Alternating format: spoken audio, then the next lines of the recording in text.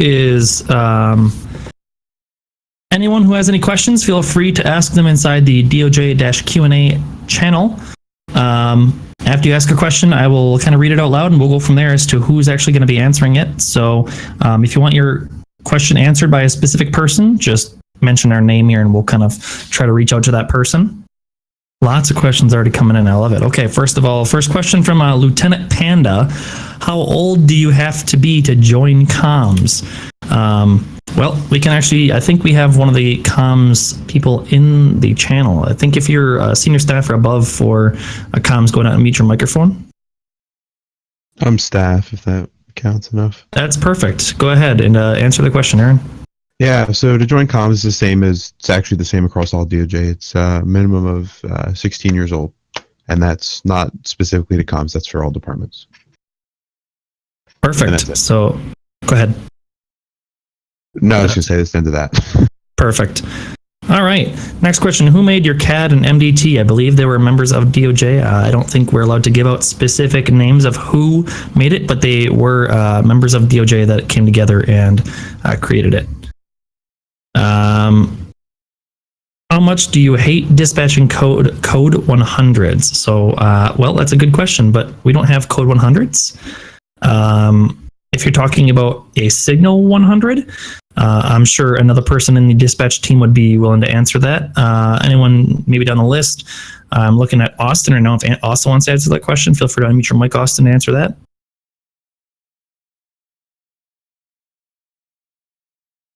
All right, what about Chad? Chad, do you want to answer that? Me? Chad G. Chad G is in golf. Not me. He's not there. All right, well, then we'll just kind of skip it. So we don't have code 100s, we have signal 100s. I think each individual dispatcher has their own kind of views as to what they like dispatching and don't dispatching. Next person on the list, how restricted are new civs? Everyone has an SOP, but I think one of these civs will be able to answer that. We can go. Perfect. Go ahead. So I would say if you're thinking about joining the civ department because you see Polecat doing crazy stuff, you're probably not going to have a great time. But there's a lot of freedom even still within the specifics, which will get covered when you go through training. So, pay attention and get ready to have some fun. Perfect. I think that was all he had to say about that. Anyone else want to add anything onto there? Perfect. All right. Next question is directed to Nathan. Nathan, are you here in the voice chat right now? Where's Nathan? Nathan S. Civ 29. Oh, yeah, I'm here. Perfect. Patrick F. wants to know what made you and Terry begin the voices, I think is what they meant to say.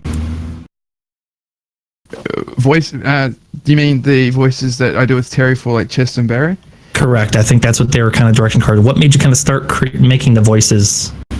Well, originally Chester was an American redneck, and then Terry came to me with the suggestion of making a Bogan character, which is basically the equivalent in Australia here. And it was all his idea. We all started working on the voices. He did his voice. I tried to mimic it, and that's how we came across it, doing the voice. I'm going to fanboy about that in a second here. Can we hear a little bit of the voice again, Nathan? Because I love hearing it personally. No, mate. Oh, man. Paul Walker 324 wants to know how long it takes to become dispatch. I think we kind of answered that question earlier, but you just go through the standard training procedures that everyone has to go through to be a member in DOJ, and then you go through the dispatch portion of it. All in all, I mean, it could take as long as it takes for you to get trained. The minimum is 24 hours, and the maximum is a month that you can be or let it take. Next question is from Skylar D. How does a DOJ member become a moderator of the fan server? So I think this would be a question that might be directed towards Evil Nomad because he's the mod supervisor. Evil, you there? Yes, I am. Okay, so who has asked that question? Skylar D, C209. So to become a moderator on the fan server, you have to be active like almost every day and have like no moderation record on the fan server at all, because they are handpicked by the moderation team, and we don't give out random applications to random people. Perfect. That answers that question. Chun A asks, are there expectations for ages in applying? For example, if you're 14 to 15 and the age limit is 16, I think he means exceptions. He didn't say exceptions. The answer is no, there are no exceptions. The age limit is 16, hard 16. So if you're not 16 when you apply, you will not get in. How hard is it to be a dispatcher? Any dispatcher want to answer that question personally? Because I'm not a dispatcher. Yeah, I got it. I can answer this one. So for me, I thought dispatching was really difficult at first. Like, I actually didn't have enough confidence to go into the server at first. I actually dispatched trainings and stuff like that.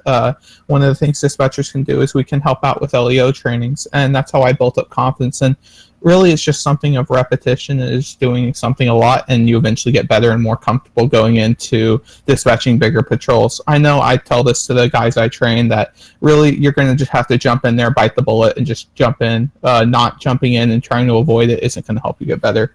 No classroom can teach you how to do it. You basically just have to do it and figure out your own style. Hope that answers the question.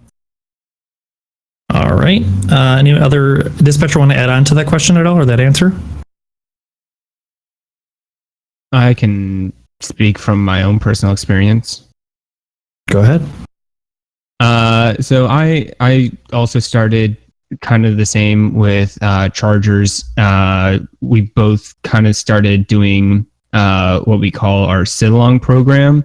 So we get, as a new dispatcher, you get paired up with an experienced dispatcher to kind of learn the ropes and to become more confident in dispatching. I was really excited from the get-go to just get in there and, you know, kind of take over the radio and just have some fun. And when the first time that I like got into a live patrol on my own, I was shaken and I was nervous and I was sweating the entire time. But as of now, I'm a senior operator 3 now, and I am just rocking it. It does take time. It takes experience. But once you kind of get the ropes down and get those experiences and get those kind of the workings of how to handle priority situations and how to handle standard situations, it becomes a lot of fun. Awesome. Especially if you're up to a challenge. Perfect. All right, let's go to the next question. Air One Positive Hits asks, how long does the LEO training process take?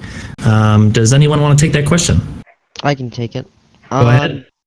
On average, it's about a 4-hour thing. From start to finish, it varies depending on how big your training is and everything. You can't really set an exact number on it, but most take about 4 hours on average. Perfect. Any other LEO, maybe FTO, want to add on to that at all? I could add on a little bit. Go ahead. So your training's going to be ongoing if you ever get into the LEO program. It's not just you take a test, you do a class, and you're in. You know, you're going to spend time out on the road learning as well, so you get real-time experience. Perfect. Just for the DOJ members, actually, we're going to change something real quick here. So if you're going to answer a question, go ahead and give us your name and then your rank in your department. So we kind of know who we're talking to. So whoever just spoke, go ahead and give us your name, your rank, and your department. Yeah, my name's Scott A. I'm a Deputy 3 at the Blaine County Sheriff's Department, or office. Perfect. Chad M2 Lincoln 425 LSPD. Awesome. Thank you very much for the answers, guys. Next question. Someone asked, Box Trot YT, how long has DOJ been around? I would prefer to have an admin or a senior staff answer this, so if anyone wants to answer that, feel free. It's Chad G, the dispatch director. I believe DOJ has been around roughly 5 years. They started back in GTA 4 as LC DOJ and moved into GTA 5. Perfect. The next question, useful quokka. I hopefully I said that right. How long does cadet training take? I want to say he says cadet training. Cadet training, I can tell you, just depends on which department you're part of, as well as if you're a dispatch cadet, whereas if you're a law enforcement cadet, the trainings can differ. I can take this question. Sure, go ahead. I think he's talking specifically about dispatching. Hi, Jared K, Senior Operator 1, Control 221. Basically, you're a Zulu cadet until you've completed the sit-alongs and taken a base evaluation. So the base evaluation basically decides, okay, you've dispatched by yourself, and this is what you got. Like, all right, so you dispatch by yourself, being moderated by a staff member. And once you're deemed to know how to dispatch by yourself, you're basically become a control number. But you start out as a Zulu. That basically means you're a dispatcher in training. Perfect. All right. So that's that question. We're going to jump down to Natham. I want to say I got that right. Does DOJ still look for software developers to continue to help develop mods and further updates for DOJ, even non-paid volunteer work? I'm a software developer IRL. Do we have any developers in the Q&A right now? Yeah, Derek L, Asset Developers, Senior Civ 1 with the Civilian Department. Basically, how development works, it's we open an application basis, which right now I don't believe we're in need of software developers, but if you're in DOJ, there'll be announcements on the websites when we do open applications for each branch of development department. So if you're in DOJ, just watch the website. Anyone else want to add on to that?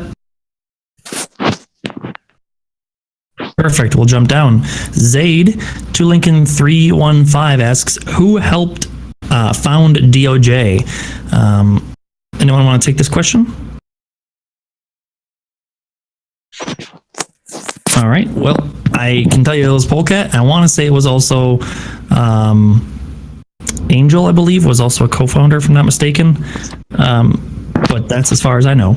So we're just going to jump with that.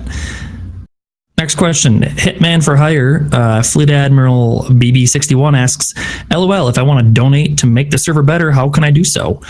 Great question. This would be someone for an admin or hire, so any admins on want to answer that? I don't believe we accept outside donations. I know previously we had a post for members to donate via Polecat. I'm not sure if that is still up. I'd have to check the forums if you are a DOJ member. But right now, I don't think we accept anything from outside. Who was that answered? Chad G, the dispatch director. Control. Hey, Chad, thank you. All right, next question was XGN Spooners. What would be the best operation to join police, fire, and EMS and or civs, and how to be part of the media team? Good question, X and G. So I'm not going to let anyone specifically answer that because it's opinion based what the best one is to join. It really depends on what you like and what you don't like and what you want to do for role play. And how to be part of the media team. Do we have any media team members in voice chat right now? Yeah, this is Skylar. I'm a Twitch affiliate broadcaster. There's tags. But I'm a member of the media team as of recently, and we've recently opened up applications to DOJ members who want to participate in our media productions, whether that be live streaming or recording for your own channels. If you fall under a specific requirements that we've set, and there's an application process and an interview process that goes along with that as well. Anyone else want to add on to that? That's on the media team. And sorry, who just spoke? You didn't say your name or your rank or anything. Oh, this is Skylar D, Senior Operator 3 with the Communications Department, Twitch member. Thank you. All right, we'll jump on to the next question then. Saturn asks, this is directed towards people in the communications department. How did you get the panic button all call 1099 tones to sound in the TeamSpeak /RTO, and also how to get picked to be a moderator if you qualify? So we'll start the first portion first. Any dispatcher want to answer the question previous. So how did we get the all call panic button 1099s to sound in TeamSpeak/RTO, or how we do it if you want to? I can answer that. Go ahead. Okay, so it's dispatch manager at Control 105 with the communications department. Basically, how we put tones over the RTO channel via TeamSpeak is with a soundboard plugin. We install it from the TeamSpeak App Store. It's free. So basically, you install it and then you download media files. You put them into the soundboard, which is pretty simple to do. It's just a right click. And then from that point, that's how we're able to play them over the radio. Perfect. And I believe we already had the second portion of that question answered, which is, do you get picked to be a moderator after you've qualified, or can you apply? Actually, I don't know if we actually answered that per se. Is that What was talking about a staff position in DOJ or for the fan server? No, he's talking about the moderator for the fan server. I think we technically already answered that, so we're going to skip that question. Next question, directed at Thomas Civ 30. Are you in the channel with us right now? Good evening. Hey, good evening. Nathan S. Civ 29 wants to know, how did you do Mortimer so good? Can you also do the voice? So I'm not familiar with the character he's referencing. Okay, well, we'll just do that then. Civ 30, how do you do a Mortimer so good? You don't have a Mortimer, Thomas? No, I'm not familiar with that character. Okay. Next question then is Silk Monkey. Who is someone from your department who doesn't get enough credit for what they do? Maybe we could go down the list, actually. So let's start with someone from the communications department. Anyone? One person? Anyone? Chad, do you want to jump in?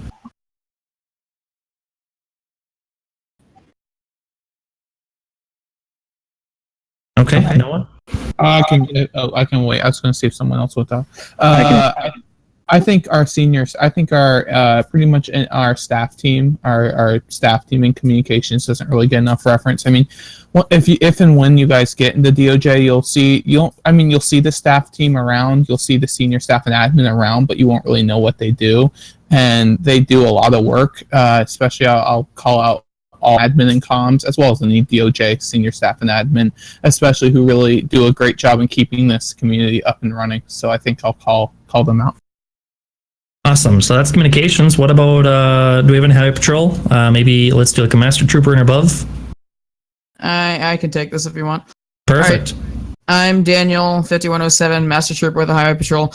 I feel like our entire COC needs to be recognized a little bit more for what they do, because just like Jared said just now, I feel like our staff team, people don't understand what they do behind the scenes, so they really do need to be recognized for what they do, everything that keeps our community in line, pretty much.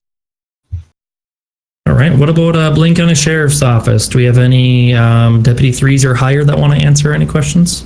I'm Scott A, Dep 3, Blaine County Sheriff's Office. You're going to get the same answer, I think, from most of the departments.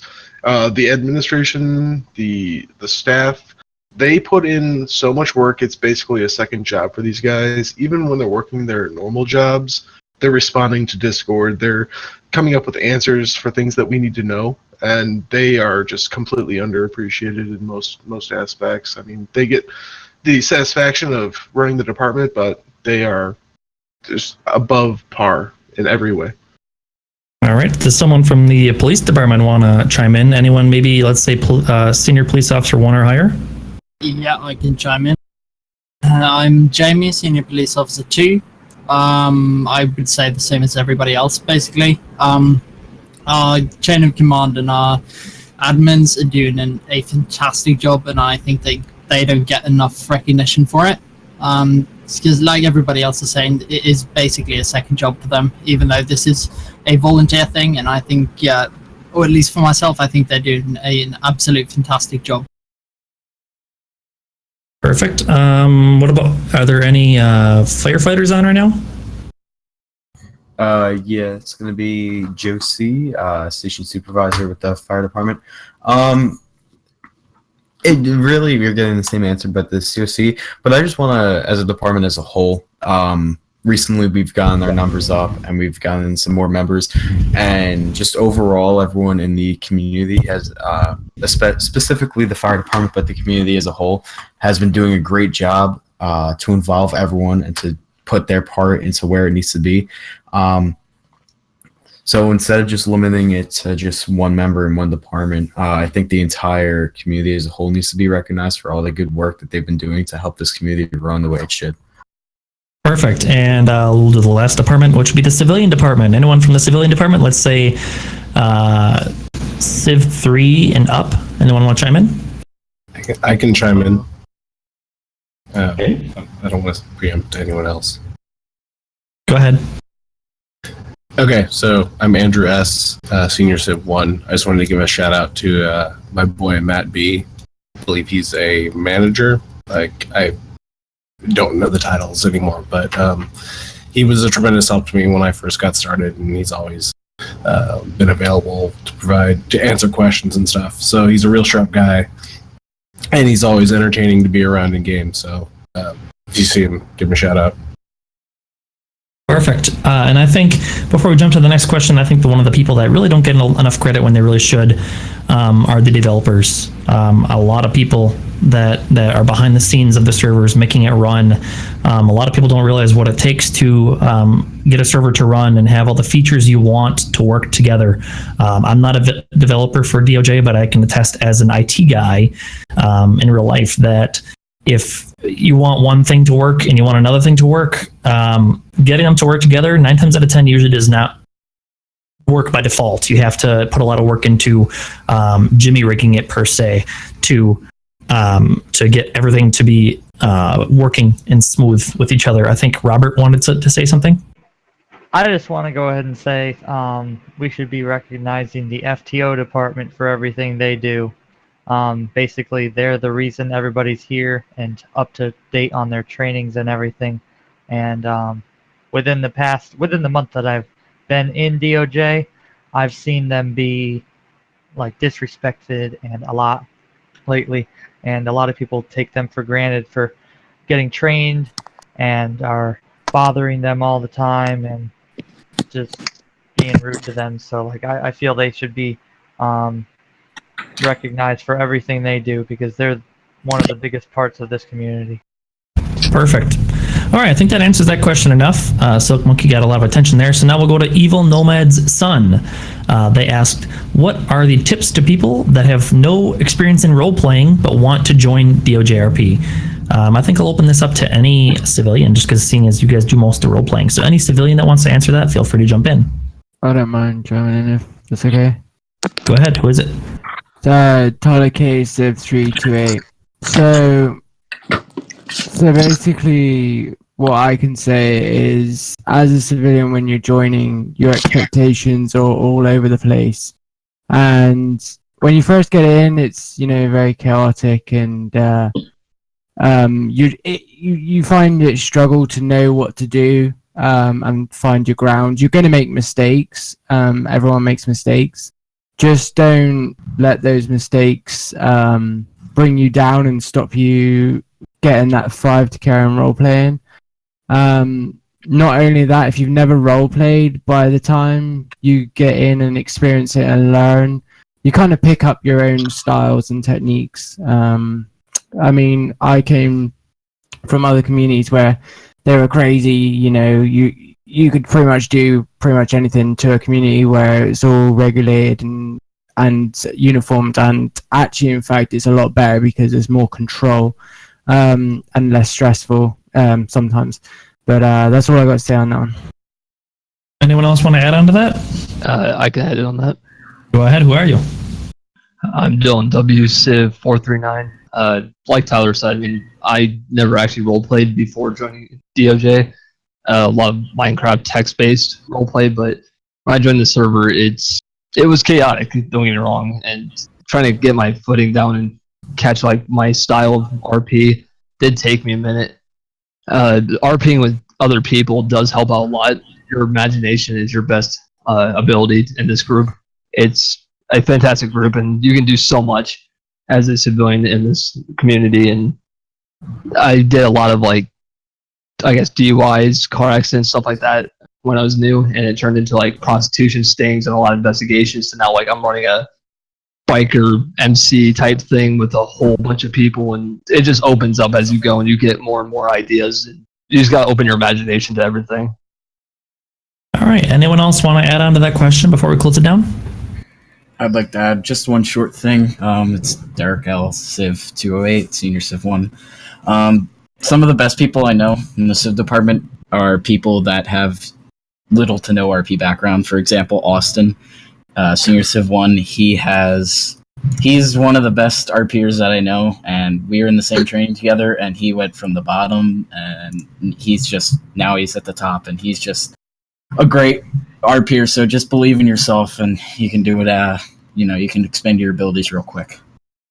Perfect. All right. Next question. It's going to be, how hard is it to become a civilian, and how often do civilian apps open? That was asked by James M. Let's have, is Savonic in chat? Can Savonic answer that? Yeah, I can answer it. Savonic even in voice chat still? Yep. There he is. Go ahead, Savonic.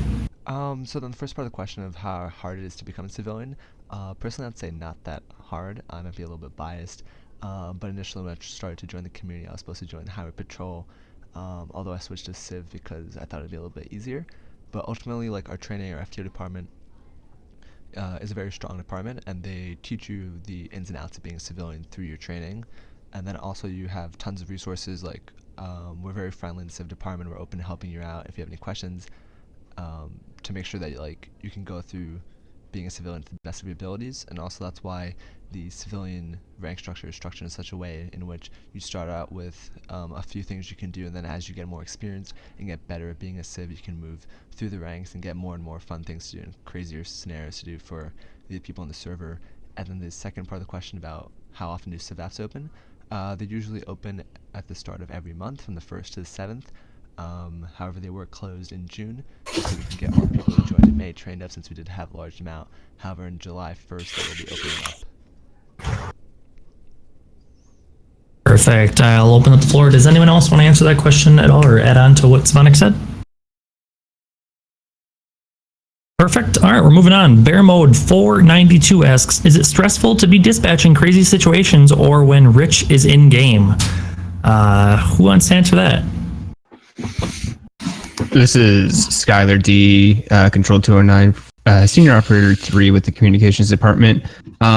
When it comes to dispatching like stressful situations, there's a lot of things that will happen in game that you would just never expect to experience in real life. Or you'll go into a server dispatching and there'll be priority after priority, and you just won't expect that to happen. And as dispatchers, our main job is to be able to get an understanding of what's actually happening from an eagle-eye view, so that we can get resources where they need to. So as long as we can take a step back to step away kind of from the really kind of gory stuff that's actually happening, and realize, hey, I need units here to help out this down officer. It makes it a little better to be able to manage those situations. It's tough, but a thick skin will help you out in dispatch department for sure. When it comes to situations that are just back to back to back. Can I add on to that? Yeah, feel free. Jared K, Senior Operator 1 with the Communications Department. Adding on to that, basically part of being a dispatcher is realizing that you run the radio, and realizing that that it's just a game, and realizing that it's also that's not real stress. That the stress you might be feeling at that time it might feel real, but it's actually not.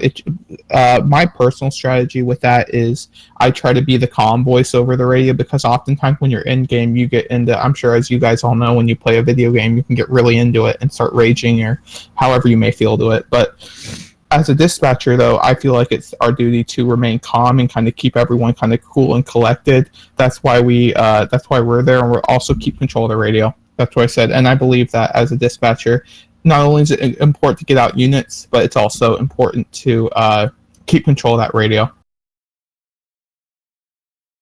All right, we're going to move on. Next question is from Destroyer King. Is driving a boat part of the Civ subdivision? So anyone in the Civ department can feel free to answer that and jump in. At civilian rank 2, you are allowed to drive, but you are limited, but you are allowed to drive water vehicles. Basically, once you get to that point, there's like a whole vehicle structure that's made for that whole, boat scenario stuff. As far as like actual subdivision, there's no subdivision for Civ for boats. Unless I'm mistaken, somebody can correct me if I'm wrong. But basically, you do scenarios based on boats once you reach that rank. You have a lot of opportunities there. So. Perfect. All right. Next question is from Officer Frost 27. Can I join comms even though I'm from Trinidad, the Caribbean? Anyone that's an FTA or staff in comms? Sure. I can. Okay, go ahead. Okay. Go ahead. So it's Matt M, Control 105, Dispatch Manager again. So the requirements are the same for all departments. Where you're from doesn't affect membership in the community. So it doesn't matter what department you're applying for. Any department will accept anybody from any part of the world. So that's one really cool thing about DOJ is that we have members from all different places across the whole globe, and we can all kind of come together and be a connected community. Perfect. Next question is from, I want to say, Mark F. Civ 334 asks, for any Leo that claims this question, so any Leo can answer this, what makes you love being LEO, and what is your favorite thing in-game about Leo, and your favorite in your opinion? Zachariah 2 Lincoln 310. Go ahead.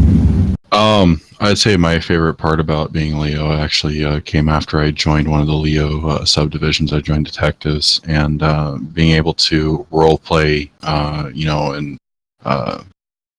kind of work with the civs for role playing, putting puzzles together, figuring out who did stuff. I take enjoyment out of playing the whodunit scenarios, I guess you could say. So I get enjoyment more so when we don't catch the guy and we got to put stuff together. That would probably be my favorite part about being a Leo. Any other LEO want to add on to that answer, or take that for themselves? Scott A, Dep 3 with Blaine County Sheriffs. The best part about being Leo is the stories that the Civs come up with.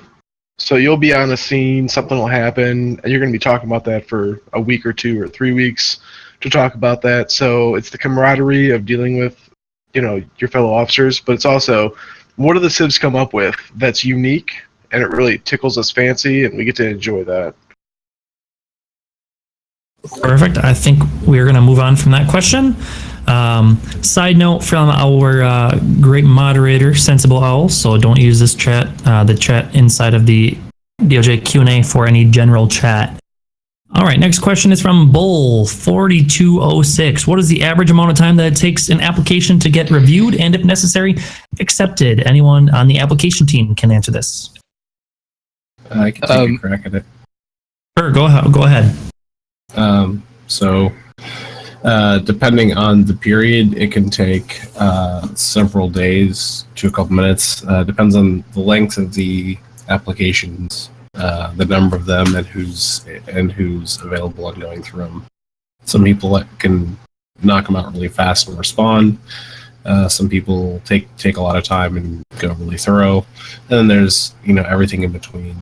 So some people will say, oh well, I got mine reviewed and commented in 5 minutes, and some people say it's been 2 days, and it's really just a function of how many people are interested in becoming part of the community. So there's not really a good way to describe it, but just know that everyone that comes in during the period gets looked at by a real person that wants to do the best job they can to evaluate for new members. Can I add on to that? Go ahead. And first of all, actually, the first person you talked to, you didn't give us your name or your rank, so don't make me call you guys out for that. Sorry, Andrew S. Senior Civ 1. Add on? Civ 205.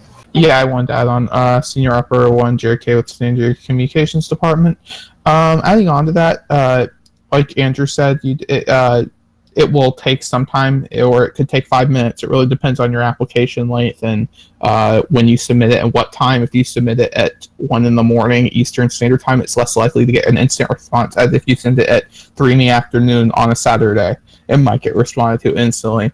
And I think there was also a part of the question where it was saying what will get you accepted or not. I can't tell you I can't tell you what to say and what we specifically look for, but I can tell you this, that we look for effort, and if we can tell that you're putting effort in your application, that will make you stand out to us, because you wouldn't believe that a lot of people don't necessarily put a ton of effort in their application. So if you're putting effort in, and it doesn't have, when I say effort, it doesn't have to mean long. I'm just talking about not using one-word answers.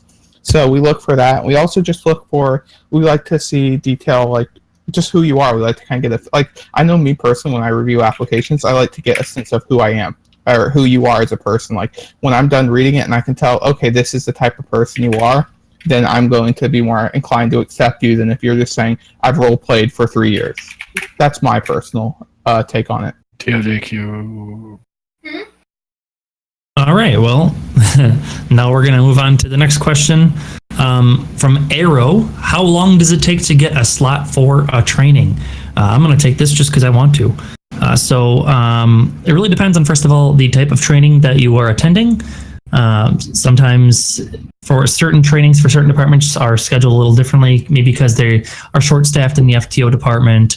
But in general, I would say after you're accepted, you can usually get trained within a week, as long as you're active on the calendar and keeping an eye on it to make sure that you RSVP to a time slot that's available for you. Any other FTO can feel free to jump in on that. Perfect. All right. The next question by Shay, Computer and Vehicle Tech. Are applications open for dispatchers right now? If not, when will they be? Can my name please be said? Thanks. I'll quickly answer that one. So, coming from the FTO department, I believe comms are accepting applications. This cycle, it's going to be on the 1st to the 7th.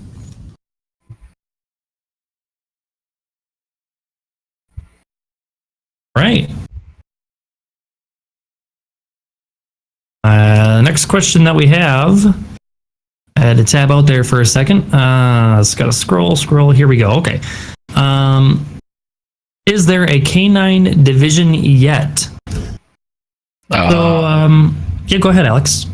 I say I'm chief deputy. As far as that, there's no K9 division, subdivision at all in the DOJ. I know it's something that a lot of members are sought after, so maybe one day, but at this time there is not. All right, perfect. Next question. I had to tab out here. Geez Louise. Do you actually have real LEOs in DOJ? That is LEO IRL. So if you are a Leo in DOJ and you're also a Leo in real life, feel free to speak up. Well, I'm not an LEO in real life, but I am a dispatcher in real life. This is Chad G, the dispatch director. I can also speak up that I do know that we do have real life LEOs, real life firefighters, as well as real life paramedics in the game as well. So we do have IRL people from each department in DOJ.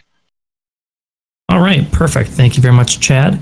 Yeah, I mean, just to add on, I have a buddy of mine who's currently a Colorado State Patrol who plays DOJ. So yes, we do have people who are real life law enforcement officers that actually are in law enforcement in DOJ. Next question is Patrick F. This is directed at all DOJ members. What is the best moment or memory of DOJ so far? Now, Patrick, I'm going to limit this because otherwise we're going to be here all night. So Well, if you haven't answered a question yet, we'll do one from each department. So we'll start with Highway Patrol, one person, jump in, and then we're going to move on to the next department. So there you go. Go ahead. Who are you, and what's your favorite thing about DOJ so far? Hi, I am Senior Trooper Curies S5220 with the Highway Patrol. I would say probably one of the favorite things that happened to me, it was actually back in February when I was a probationary trooper. One of the things that happened was I was just patrolling the highways and I'm stuck at a red light because I was leaving the city, and this truck pulls up beside me and it looked really cool. So I thought, just for kicks and giggles, I'd say in the voice chat, that's a nice truck you got there. And I said that, and all of a sudden I hear Barry Bugs reply, "What?" I was like, oh, that's him. Oh, that was that. I didn't even know at the time that was something that was happening. So it was just something that out of the blue that happened, and it was probably one of the funnier things that I've done. There are other moments that I've had, and I'm actually neglecting to remember them right now, which is sad, and I wish I could remember them. But yeah, I'd say that's probably one of my favorite things in the DOJ so far, because it was just a funny, random, unexpected moment. All right. But yeah. Thank you very much. Let's move on to someone from the Sheriff's Department that has not answered a question yet. Feel free to jump in. Name, rank. All right. We'll open it up to anyone in the Sheriff's Department, period. Anyone can answer this question.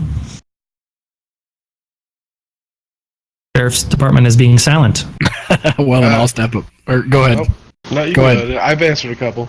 Well, I'll say my favorite was, first day patrolling as a sergeant. Got my Tahoe. I was really excited to go in, and then I got sniped in the head by one of our directors. So yeah, that was a great first patrol as a sergeant, and it was one of those ones you'll never forget.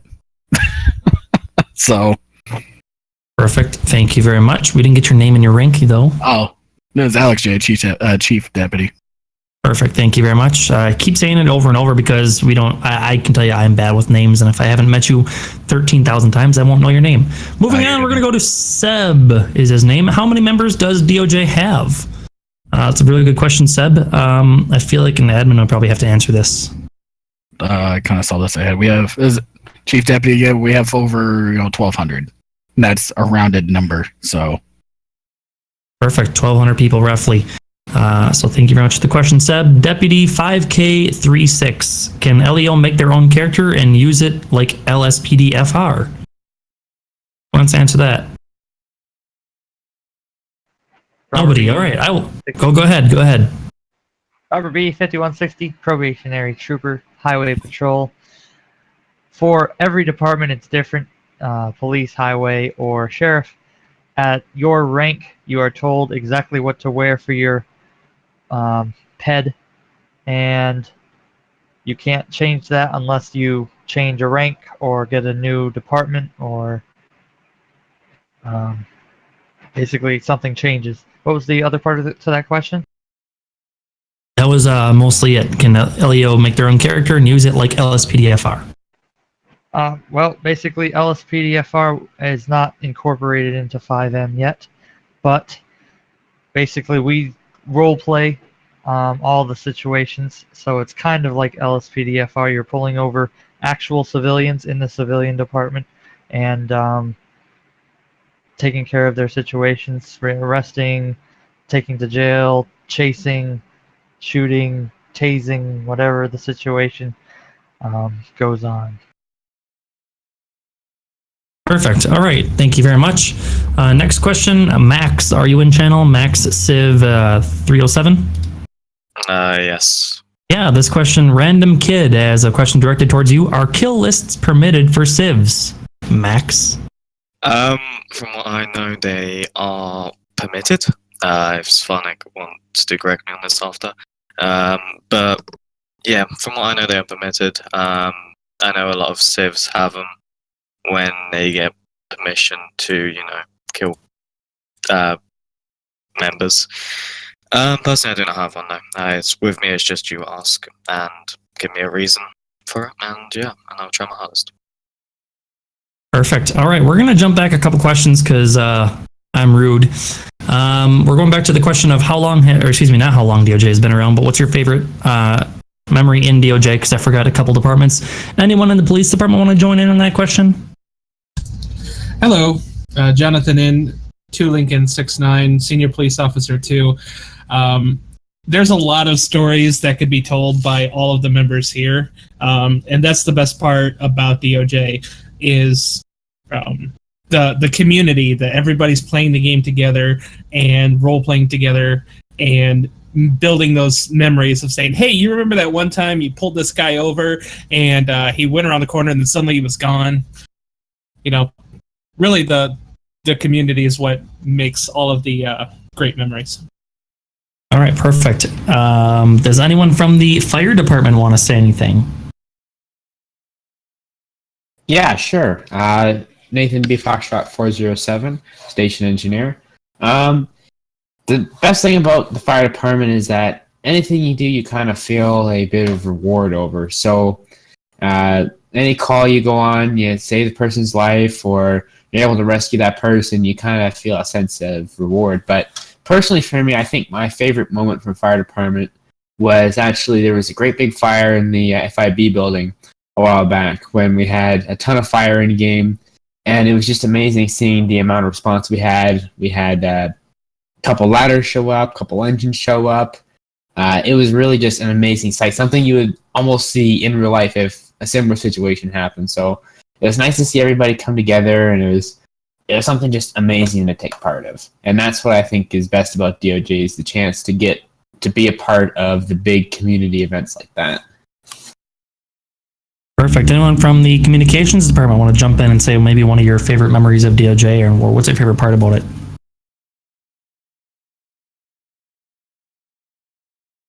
Communications. Anybody? If no one's going to talk, I guess I'll talk again. I think probably one of my favorite patrols I ever did was there was a hectic patrol. It was what you call a ghost patrol. We call them ghost patrols. Basically, when Ghost comes in, he's one of our head admins and deputy director DOJ Ghost, and he was running some kind of scenario where him and a couple other admins were like all acting as like a military personnel, and they had an anti-aircraft gun and everything, and they were basically taking over the city. I mean, RTO, as you can imagine, probably wasn't very quiet, but after dealing with that after dealing with that patrol, I think it was the most I ever learned how to deal with priorities, because I was still a dispatch cadet when this happened, and I think it taught me a lot, and it was some of the funniest and some of the most stressful patrol, but I like it in the sense that it taught me really how to dispatch, and ever since then, every priority I've had is nothing in comparison to that priority. So it kind of built up my confidence too.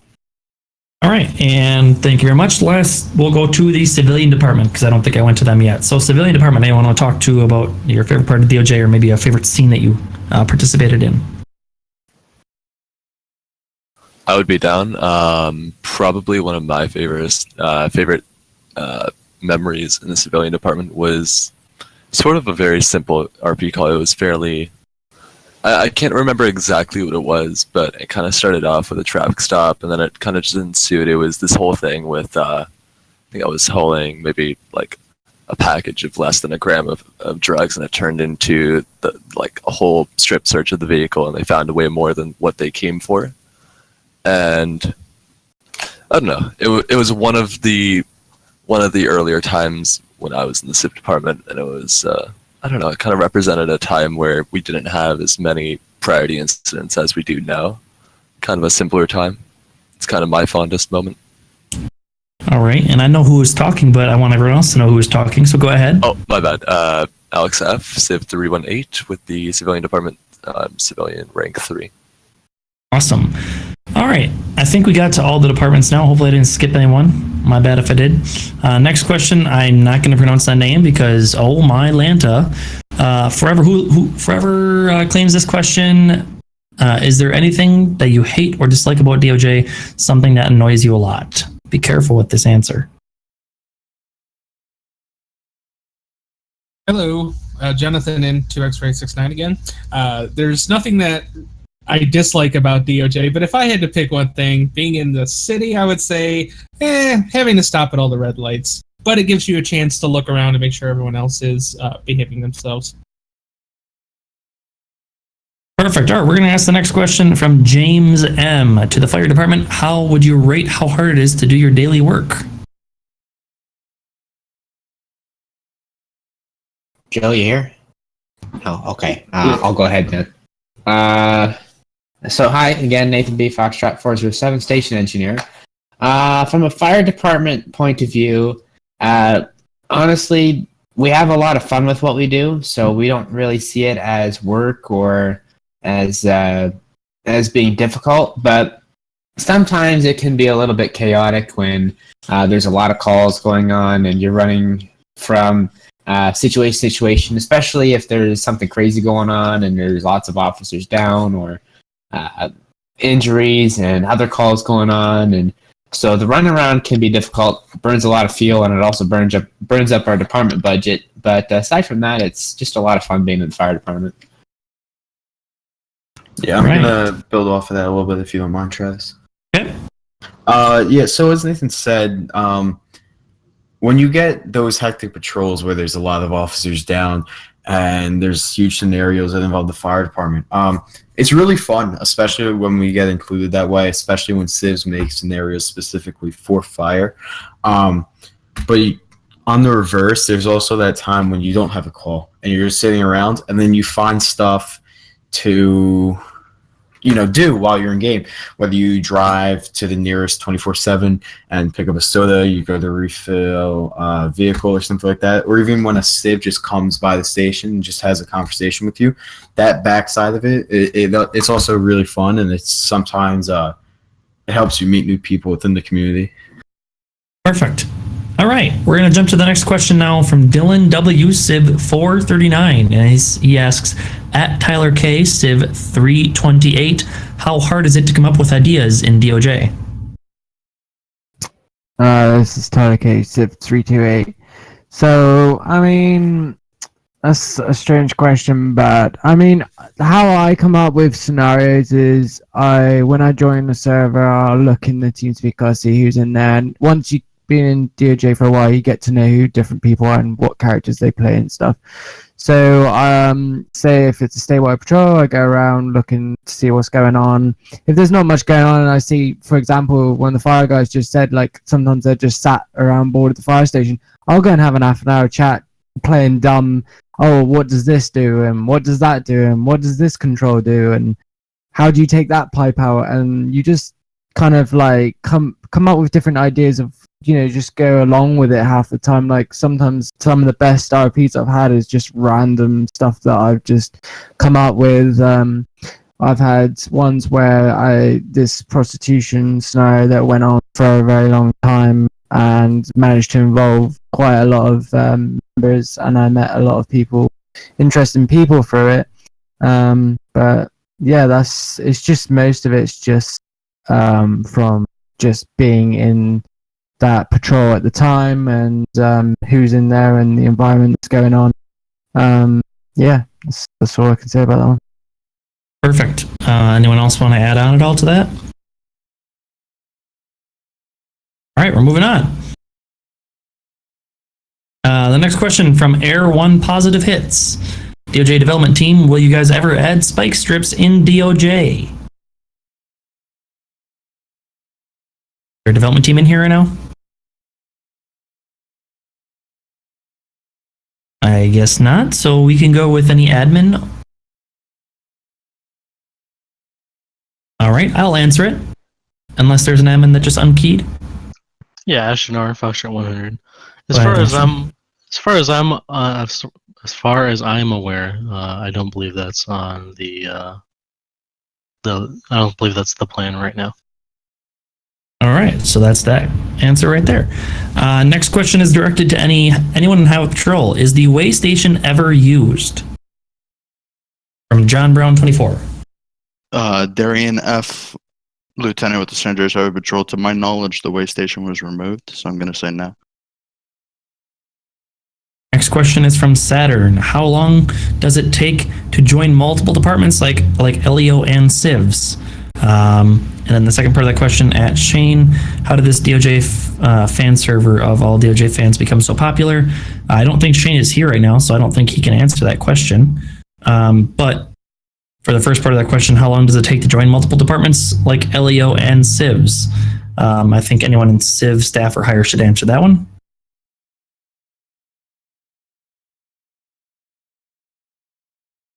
Staff or higher? Sonic? I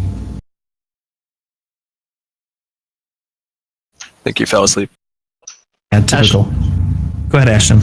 I'll speak up on this one. So typically, you can apply to be in either main department, and then once you reach a certain rank within the DOJ, like police officer 2, for example, you then get the ability to join the civilian department as a reserve, which gives you plenty of more role-playing opportunities and abilities to have some enjoyment in DOJ.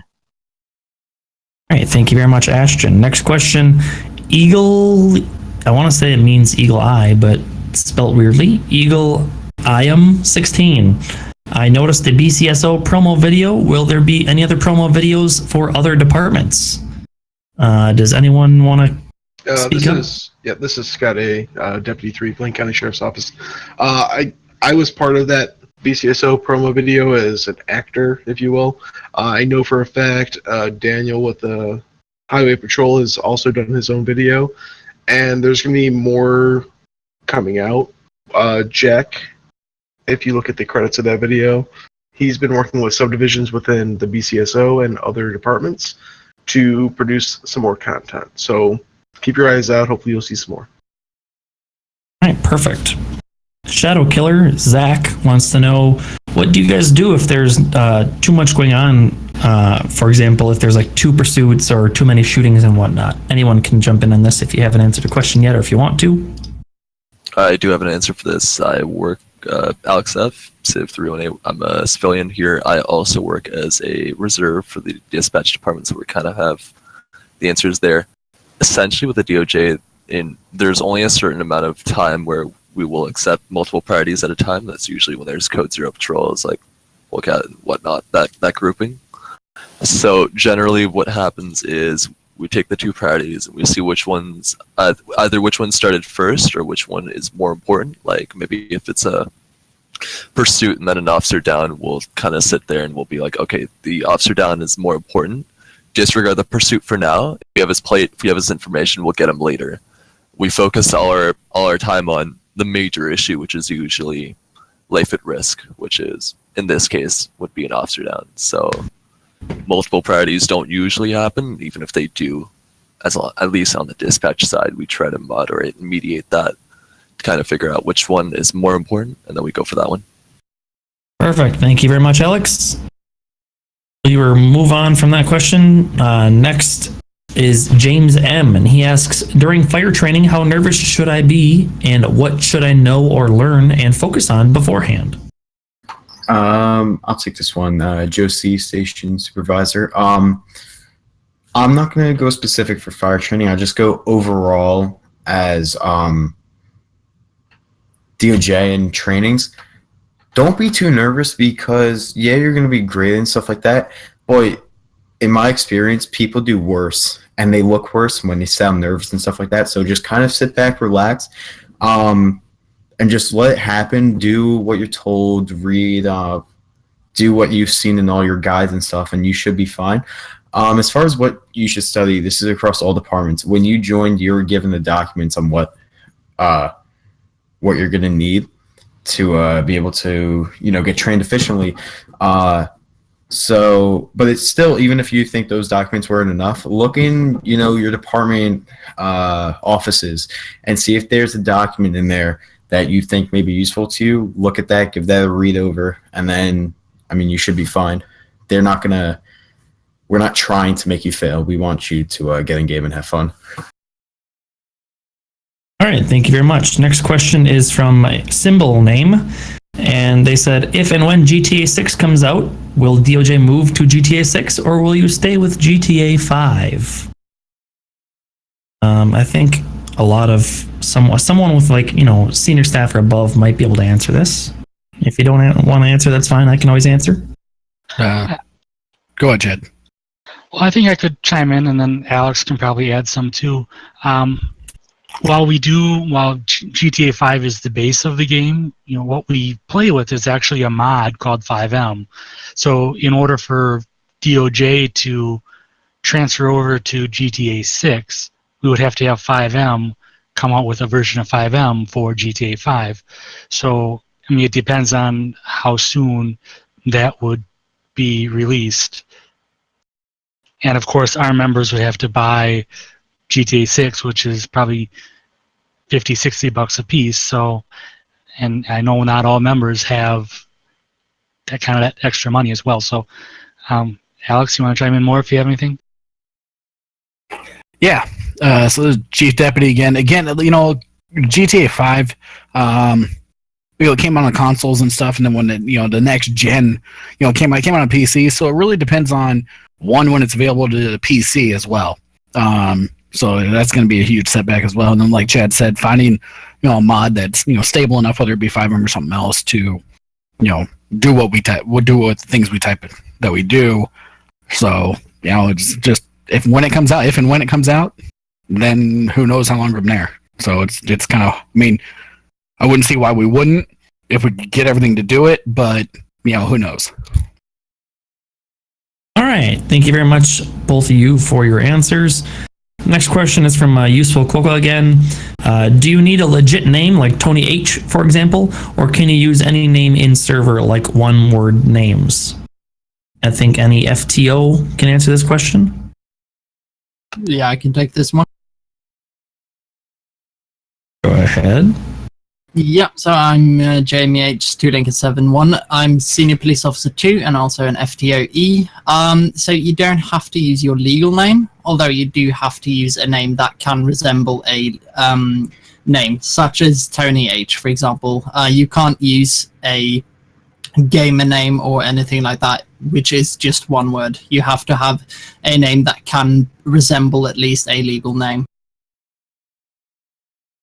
Very much. It's funny. I don't want to be too selfish here, but it's funny that we've had 2Lincoln 69 and 2Lincoln 71 right around all three of our numbers here. We're all jam packed together. All right.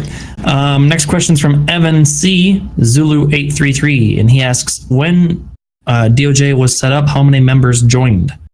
I don't know if we're going to have the answer to that or not, because I think mostly everyone in DOJ, or at least in the message right now, have been here for a while. Alex, you want to answer that, or are you just eating chips? Oh, sorry. No, I was not trying to be mean, but I think Ashton, are you still here? You're probably the longest best person for this. So I am currently the longest sitting red admin currently in the DOJ. So I feel I can answer this pretty well. So I know I can tell you from the fire department side, our community roster goes back all the way to, I believe, around 2013. So I can give you some information around then.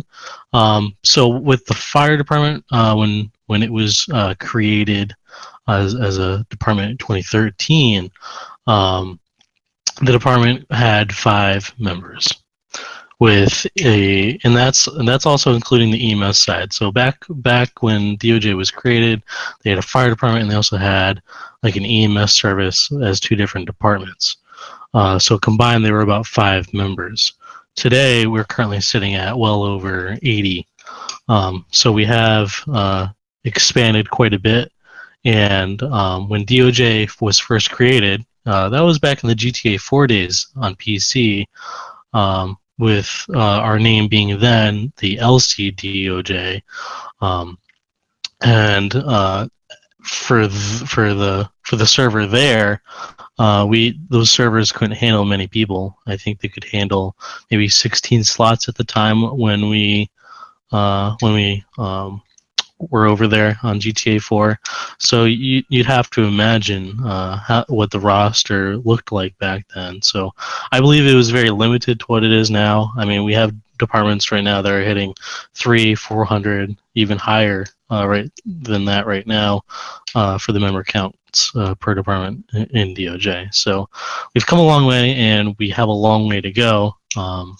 Especially with the new 5M updates, with the expanded server slots that we hope to see soon come live. So with the growth of the mod and the growth of YouTube, I think we'll grow to be even better than where we were yesterday. So there you go. Thank you very much, Ashton. You learn something new every day. I didn't know you were the longest reigning Red admin, so appreciate you being here. Next question actually isn't even a question. It's one of the comments from Silk Monkey, one of the moderators for the fan server, as well as a Civ in DOJ. It says, pro tip for any aspiring Civs, join an improv group, learn to think on your feet and roll with things. It's a good tip for you if you want to kind of help with your roleplay abilities. Next question is from Nick G, and he asks, did DOJ RP start on, it's left, I lost it here, but I'll find it. Did DOJP start on Discord, then move to TeamSpeak? And how does everyone know when meetings are? So, Ashton, you might be able to answer this again, just because, you know, it's back in the old days. So did you guys start on Discord, or did you start on TeamSpeak?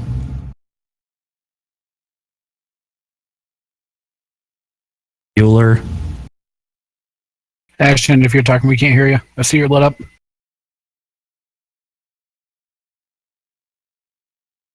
Ashton's having technical problems, apparently. We'll come back to that one. We'll come back to... sure. I'm a newer member, but I know for a fact Discord was not around in 2013, so it would have been TeamSpeak to Discord. And for announcements, they tend to be announced on like Discord servers for departments and such, of like, oh, by the way, our monthly meeting or whatever is going to be on, you know, this date at this time. Perfect. I believe in the past we generally used Kik, Messenger Kik, and it was kind of like each department, maybe not each department, but each subdivision would have their own little Kik leader of sorts, and they would kind of just communicate there. You learn something new. I didn't even know that we use Kik. So boom, there you go, Nick. The next question is by Seb again. How many people are usually on the TeamSpeak at one time? So as if I see a bunch of people here on TeamSpeak, so someone should just list off how many people do we have on TeamSpeak right now? I think I just checked like 200 and something. There you go. So 236. Perfect, Seb. So right now, I mean, I'm in Central Standard Time, 7-11, and 236 people on TeamSpeak right now. Some of them are attributed to the AFK channel. I'm sure there's probably close to like 30 or 40 people in the AFK channel, but majority of them are in the actual channels and are actually active on TeamSpeak. Next question is from Lee. When do you guys usually patrol? Who wants to take this one? I'll take it. First person can go ahead. Robert Blake. Sorry, Robert, go ahead. Go ahead. No, you go ahead. No, Robert, go. Okay, Robert B, 5160 Highway Patrol. Basically, right now we have 24-hour servers. We currently have 4 servers. And of those 4 servers at this time, 3 of them are active. So basically, you can get on at any time of the day, night, wherever you are. And if there's people in the server, you can go in there and patrol. That's one of the main reasons I joined DOJ, and it's one of the reasons a lot of people like DOJ. I apologize for cutting anybody off. No, I don't think you did. You were golden. Next question is from Dan R, and he asks, is there any way we can get a promotional video so we can help promote? Dan, I'm not going to answer your question. I'm going to let someone else answer your question.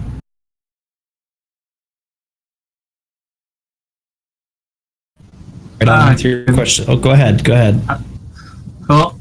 Senior Police Officer 2 DF 29053. I believe all departments right now are currently doing a promotional video. However, I don't think DOJ as a whole is actually doing a whole promotional video promoting DOJ itself. But like I said, you guys can look forward to some different departments' promotional videos coming out shortly. This is Scott A., Deputy 3, Blaine County Sheriff's Office. I'm not sure what your question was completely, but anything that's public currently within the website, dojrp.com, you guys can use those to promote, but like I mentioned earlier, I know people are in the works for getting more videos out, just like he said. So anything that's public on YouTube, go ahead and share that to your content. Boom. All right, there you go, Dan. Shay asks, this question is directed to Dylan W, Civ 439. How is role-playing with Rich when he shoots you every 5 seconds? Dylan, are you in here? Yeah, I'm here. Go ahead, Dylan. Let's hear your answer for this. Being completely honest, it sucks. I mean, Rich is a great guy. I've had many RPs with him. I've actually had a best of 3 match with him in the Yellow Jack parking lot before. He's a fun dude to RP with. He doesn't necessarily shoot me every 5 seconds, though.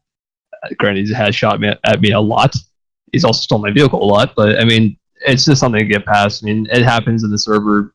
Sometimes it happens more than others, but I just look past it and try to make the best of the RP situation. And even if it comes at me by surprise, I just try to think quick on my feet and basically go from there and see what I kind of do what I have to do to kind of further the RP or kind of get him back in a way.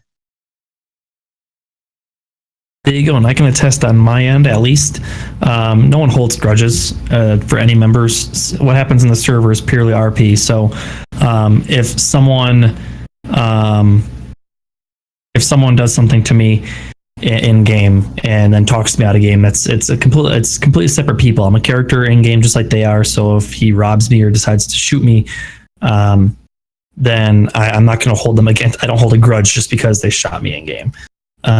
So that answers that question. We're going to move on to the next one. Arrow, how often do priorities happen and how are you attached to a call?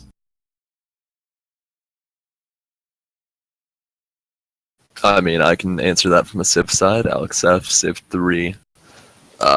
There is no set amount of priorities that will happen at a time. It could either be quite a few within a certain amount of time, or it's going to be no priorities for a few hours. It really just depends on what the Civs want to do.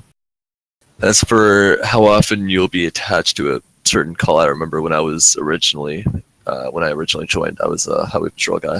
So how often you'll be attached to a priority really just depends on how many cops there are, how many of your jurisdiction are available, and how many are necessary. So really simply, if there's a lot happening in Blaine County, you in Los Santos, you might not really have the best day. But usually with what we're doing now with the Civ department, we're trying to kind of balance out the RP in all parts of San Andreas. So generally you could expect, if there are quite a few priorities, you could expect to be dispatched out to more, but that's usually just it's generally based off of how many are necessary and how many have actually been sent out.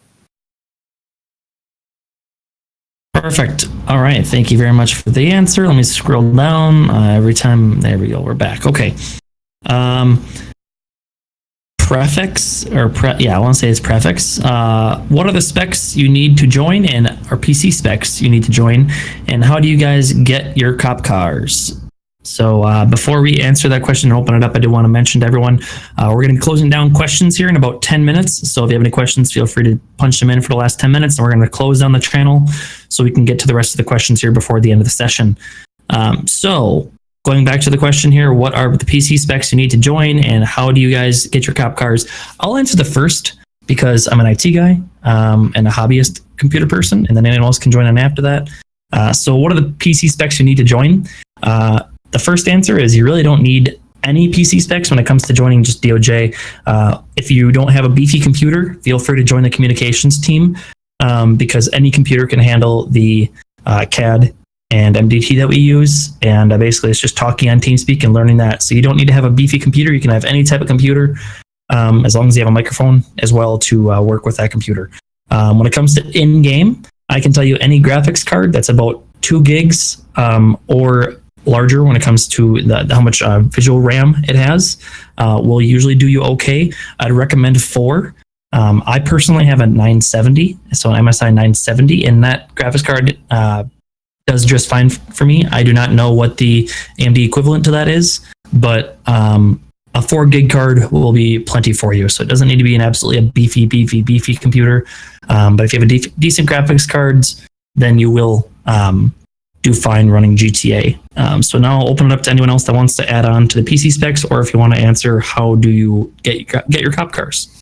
As someone who just recently got a new gaming computer myself, and I did like the custom build thing through like iBuyPower or somewhere. I took down the notes from Steam's like recommended specs for GTA 5. And usually if you aim for like either just below or right at those recommended specs, you'll be able to handle it fairly well, both GTA 5 and kind of most of the other games that are available on the market if you're looking to get into gaming in general.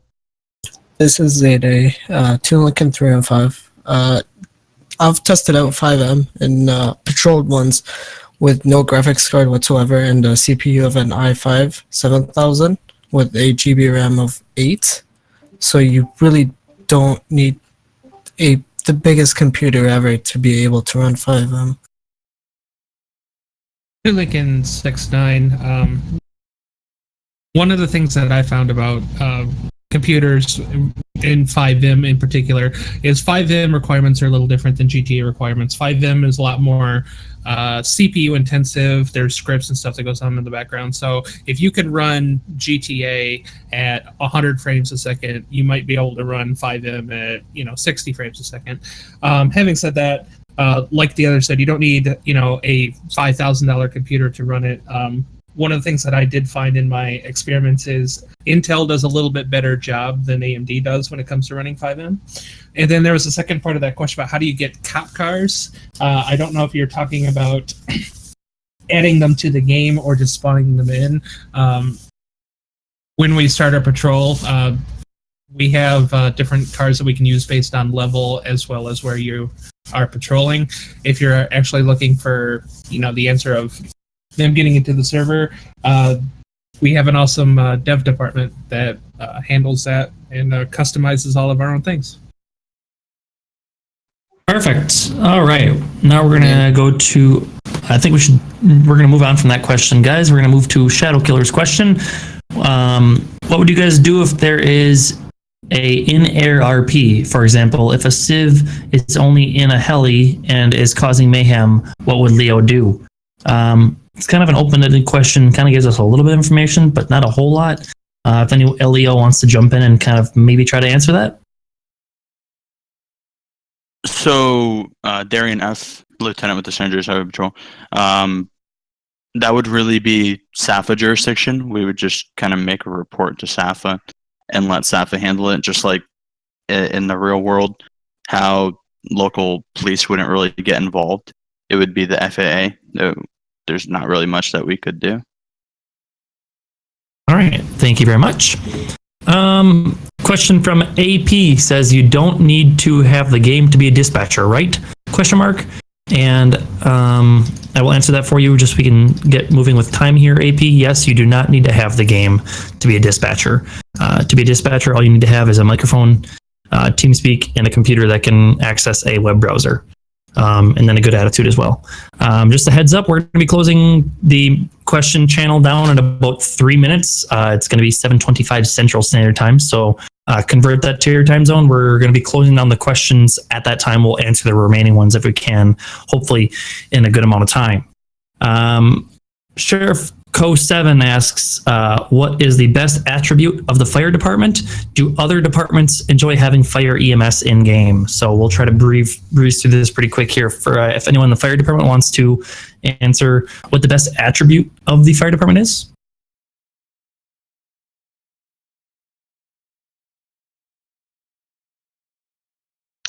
Ashnar, Function 100 Fire Chief. I think the best attribute of the fire department is our ability to expand into pretty much every environment that we try to involve ourselves in. We have paramedic certifications. We have subdivisions that can you can role play a lot with. So we have the fire marshal's office, for example. They investigate all the structure fire calls. They process permits. And then on the other hand, we have our air operations division, which they fly our life flight helicopter, which you can do medevacs with. So I mean, we're very well rounded into our capabilities. And I think that's the best attribute of the fire department, because we touch on a little bit of everything almost. We have a maritime division, and we have a hazmat operations division. We have, we have several different aspects that make us unique, and that really set us out from any other the fire department in any other community. We have EMS protocols, for example, that people can use as a guideline to follow to get them in a good spot for when they go to role play out a scene. So I think we have a good support system, and I think we're pretty unique as a fire department with other in comparison to other communities. As for the other departments enjoying having fire EMS in game, I would like to think that they enjoy having us in game, because I think we provide a really realistic and beneficial roleplay experience that no other department can really provide into the detail that we do it. But that's from my point of view as the fire chief, so I'm not sure if any trooper or civilian, for example, would like to comment on that. I would just like to say that you have we can't count your opinion, Ashton, because you are a little biased, seeing as you are in charge of the fire department. So your entire answer is going to have to be invalid at this time. Just kidding. We're going to try to jump forward because we have a whole lot of questions to ask or answer. So if you have a two-part question, we'll try to get to it, but we're probably going to focus on just the first part. So looking up a little bit, will trains be able to be added with a mod to drive them? I'm just going to speak because I don't believe we have any dev team members on right now. Do we? If we don't, that's fine. I'll answer because I know firsthand. So currently there are no good train mods that work with 5M. I've actually worked with a couple. I shouldn't say I worked with them. I listened to them work to the dev team when they were testing some trains in game and trying to get them to work properly and not crash the server and whatnot. And it was causing problems. So I don't think it's in the foreseeable future. Next question, we're going to direct towards any sheriff department because I think their jurisdiction is going to Zancudo allowed. I'm assuming you're talking about the Zancudo Air Base.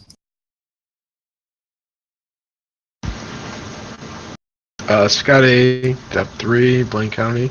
Yeah, you're not going to go there. It's not authorized territory. So, no. Perfect. All right. Will there ever be... No, you're fine. Just step in 1 second. Sure. Depending on the department, civilian, no. Leo, no. But fire department, we do have a station there. So if there is a patrol in Blaine County, that is one of the stations that you can run out of. So it just depends on what department you're in. Perfect. The Fox asks, will there ever be a new sheriff's livery?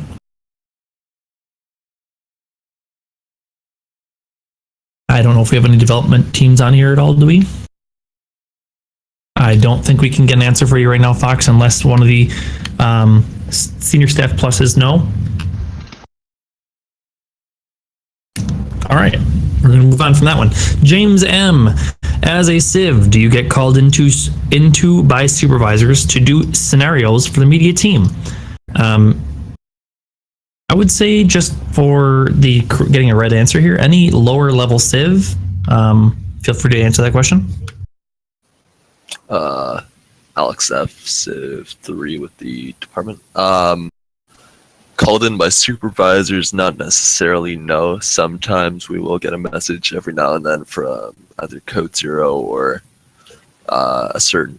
Sometimes, yeah, sure. Sometimes we do get the message, and sometimes it's usually when there's not or insufficient civilians of rank that can do kind of bigger scenarios of that sort. So sometimes we are, but it's generally not a practice that is always happening. We generally, as of yet, we have something like 300 some civs, so there's always civs patrolling, but in the off chance that there isn't, sometimes we may be approached. Perfect. All right. Thank you very much.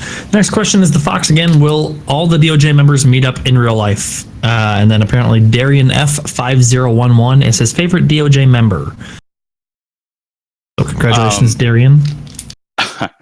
I mean, yes, there's we're doing a meetup on the 4th of July in New York, but that wasn't, that's not really all the DOJ members. I mean, I don't know. That's something that would have to be set up by like PolCamp, but myself and a few other DOJ members are meeting up in New York. That's really the closest thing to that question that I could answer. There you go. Nomas asks, which LEO department gets the most action and calls? Maybe someone from dispatch or anyone, honestly? I could take this one. Blake, our Control 201 lead senior operator with the communications department. So, I mean, if I was going to be completely honest with you, it used to be that the sheriff's department got the majority of the calls, but now the civilian department is actually, there are a lot more civs that are going down in the city and everything like that. So now, really all the departments get about equal amounts of calls and everything like that. Now there are some times where there will just, by the way the cards are drawn, there are more civs in the city than in the county, or vice versa. So there are some patrols where one department will get a lot of calls, and the other department, other departments will get lesser calls. But there's never a department that gets no calls at all. The civ department tries to balance it out as best as they can. So I think they've done a really good job with getting all the departments equally involved within the RP and everything like that. And even the highway patrol, when they're just patrolling the highways, the civs take the interstates and stuff like that, and that gives the highway patrol a lot of something to do. Also, when LSPD is kind of short-staffed, the highway patrol helps them out in the city and all that. Perfect. Thank you very much. We're going to go to the next question of Raptus, I think is how it is, Raptus or something. What is your favorite subdivision? I really feel like this is going to be an opinionated question, so I'm not going to let a whole lot of people answer this. Maybe we'll just really quickly, I'm just going to shoot off a couple names. If you're here, you can answer. If not, you can't answer. I'm just literally just going to grab some names. Let's try, it's for Scott. I saw you queue up. Scott, what's your favorite subdivision?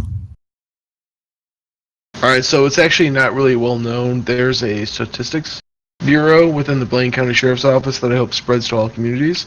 They've actually been identifying hotspots within Blaine County of different crimes, different motor vehicle accidents, and such.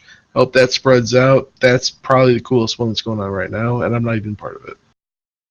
Awesome. Nick P, 5597. I just see you're in the server. So what's your favorite subdivision? Fuck, that's fine. We're just going to skip you. Cool. Nathan, Civ has subdivisions, doesn't it, Nathan? What's your favorite subdivision?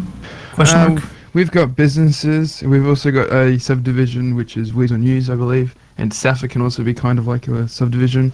But I've just recently joined Weasel News. I've been loving it. It's great to do that type of reporting and journalism roleplay. But my favorite subdivision is probably, I'm Sheriff Reserve, and it's probably going to be Warrant Services. You look really cool with your vest, you drop holster, that type of stuff, you chase after fugitives, wanted suspects, you do operations. It's really cool. That's probably my favorite. Cool. Let's do Jamie H, 2 Lincoln 71. What's your favorite subdivision? My favorite subdivision is the Easily Traffic Enforcement Unit, mainly because it gives you a whole lot more to RP within the LSPD. So you get to go out to traffic collisions, do reports for that. You've got tow trucks, you've got motorbike units. So that is easily my favorite subdivision. Anyone from the fire department, if you have any subdivisions, what's your favorite? I guess I'll speak. I'm a little biased here because I do run one of our subdivisions, so I'm just, but I'm not going to say my own. It's probably the other one besides my own would probably be FMO, which is our fire marshal's office. They're basically your fire investigators in real life. They investigate fires. They'll do their own investigations and then work with Leos to, arrest and get those arsonists into custody. Perfect. All right, that answers that question. We're going to move on because we still have a lot of questions to ask. What BCSO vehicles are still used? I think is what they meant to say, not till, but still used. So anyone who knows all of the BCSO vehicles, feel free to list them off. All right, Scott A, Dep 3 again. Not going to list them all off. That would take all day. We have a very large variety of vehicles. If you have any questions, you can ask me personally, but you name it, we probably have it. Cool. Thank you very much. The person who created this Discord, Shane, asked, how did the idea of Live LE come about and how hard was it to get it all set up? I feel like I'm probably the most qualified person to answer this, seeing as I kind of created it and I'm the one who's doing it. So the Live LE came about after my dad kind of showed me Live PD. He said my dad's in love with Live PD and he watches it pretty much every single night, Friday and Saturday. He knows if it's a rerun or not. That's how well how much he keeps up with it. And I realized, being a computer nerd, hey, I could do this for the game. I know I could do this. So I started researching different technologies, and it wasn't hard to set up once you figure it out. It was very much a testing phase. No one in the channel right now, I think, was part of the testing phase, but I can tell you 5 media team members, a couple people that weren't media team, Chris, the chief of police, a bunch of people put in hours upon hours of time with me, just testing to make sure that the system was going to work before we actually went live with it on Twitch. So hopefully that answers Shane's question. BX Polecat Fan, at Dylan Civ 439, how hard is it to not lose lose your Schmidt when RPing with Rich when he steals your cars? I'll read that again. No, I heard you. Sorry, but still needed. It's kind of the same thing as earlier, honestly. It's just it'll happen from time to time. It won't just be Rich that does it. Some other civs will actually do it to you.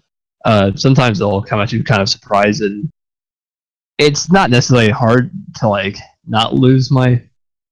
I don't want to say it because I don't know if I get in trouble for it, but it's just more or less just trying to think on the spot. What do I do next? Do I call 911? Do I chase them? That sort of thing. You just gotta be quick on your feet. Just try not to lose your mind. Just keep your composure and just move on with the situation and just do what you think is best for the next possible part of the scenario that's happening with you right now. I don't have anything else to say to that one, honestly. That's all I got for that. All right, thank you very much. Let me scroll here ahead to chat to someone, and I just lost my place. So, boom. All right, here we're back. Are there any other future plans in DOJ regarding military RP? This might go to any civ, maybe?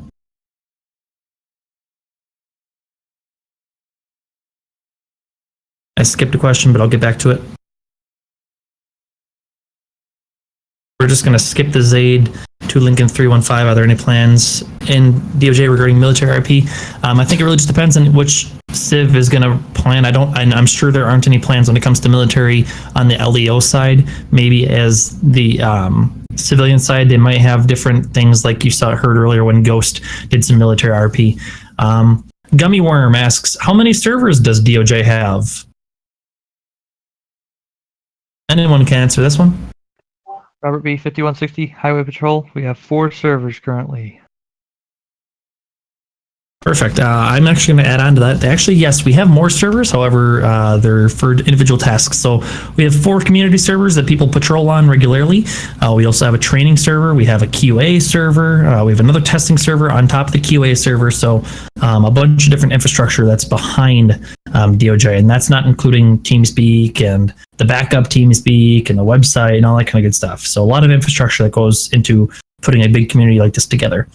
Shane again asks, what subdivisions do the fire department have, and could you give a brief description of each? I guess Station Supervisor Joe C. again. I'll speak. So I'll go over mine first. DSO, Division of Special Operations. It is based off of the LAFD's Division of Special Operations. We have a variety of certifications underneath us, including hazmat, urban search and rescue, maritime operations, and air operations. Each one has their own special thing. I mean, hazmat obviously will deal with those hazardous material chemical calls. They're specialized in that, so whenever there's one of those and they're active, they know exactly what to do. They'll get dispatched out.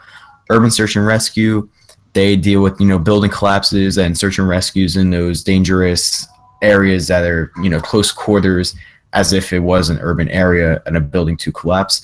Maritime operations, they'll do all your water stuff, whether it be boat rescue, a boat fire, boating accident, something involving the fire department in the water, they'll handle it.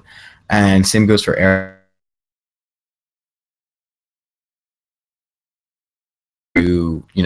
Medevac someone out of an area to a hospital, do some search and rescue, use a camera to try and find someone. There's a variety of different things we can do.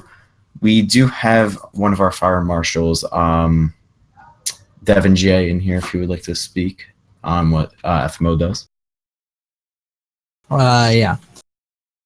What we do in FMO is we go out, we either do building inspections of any building that's out there to make sure it's runnable, able to have people come in and out every day, make sure it's safe for them to operate a business out of. Same with, we also doing fire investigations, which we go out and investigate the fire to see what happened, see the cause, what started, who was all involved, try and figure out if it was arson or not. If it was arson, we get the suspect. We think a suspect of it, but we have to get evidence to make sure it was them.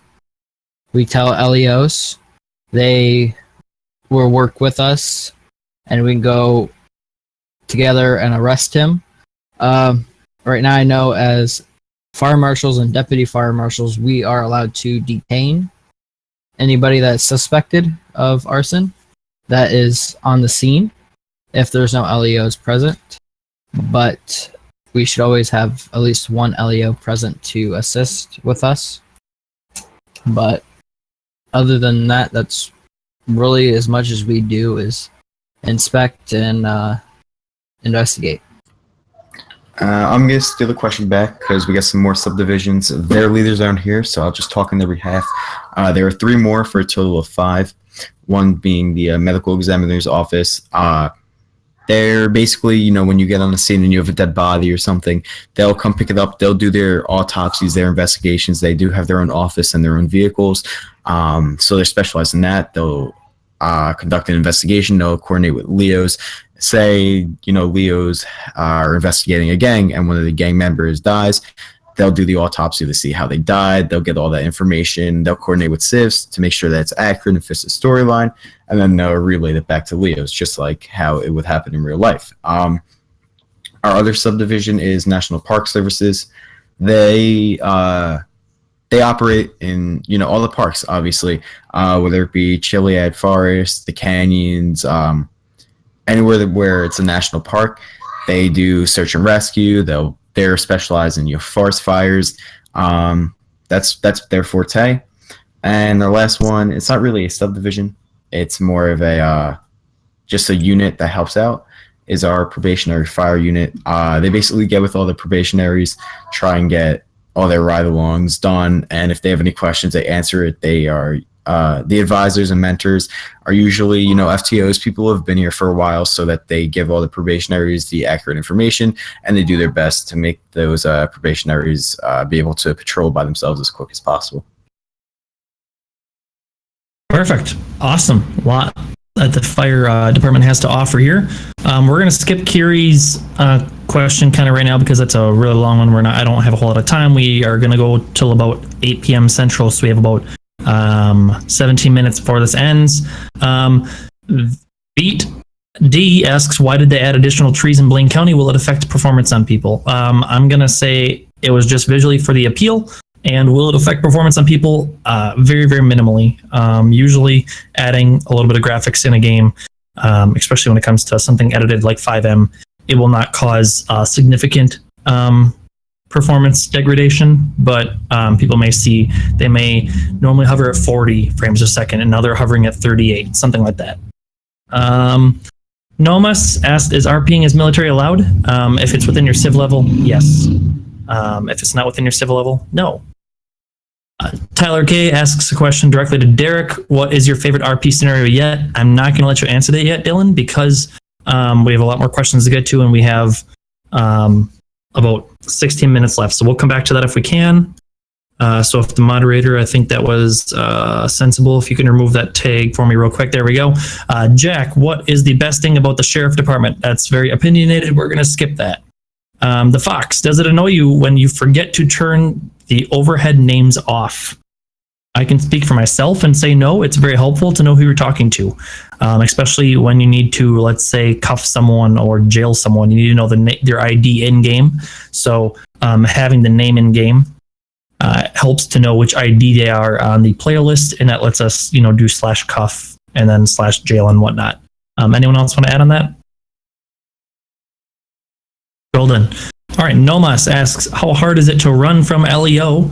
And the second question, do they keep following you after a day or two IRL, question mark? Does any Civ want to answer that? Nathan S. Civ 29, Civ Advisor. Basically, if you manage to get away and there's the right subdivisions in game, if you can want to extend the RP, there's multiple subdivisions out there, such as detectives, warrant services, HPRU, off the top of my head, where they might put a warrant out for you. They might set up a sting operation to capture you if they've got details about you. So yeah, you can extend the role play by a couple days in game. It doesn't just have to be that one priority situation where you're trying to escape. You can extend it to multiple things. Yeah. Very much, Nathan Might. Prefix asks at Andrew D. Zulu 817. Are you an Leo or Civ? Which I think he meant Civ. Are you a Leo or Civ? So just the yes or no to either one of those, Andrew, if you're here.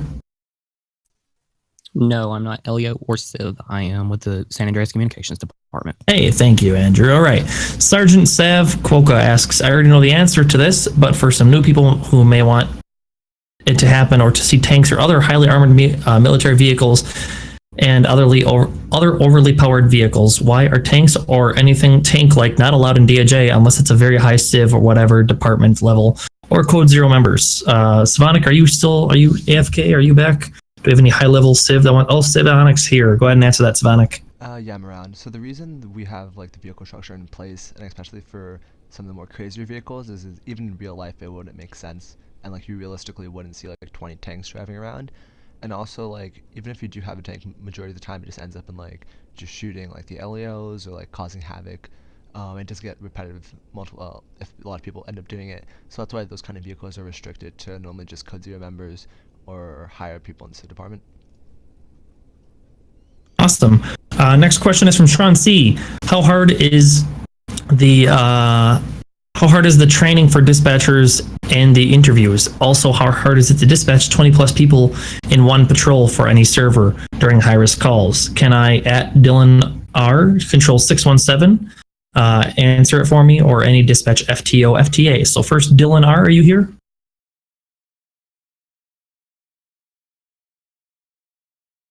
Dylan R. Nope. Okay. Any control FTA or FTO, feel free to answer.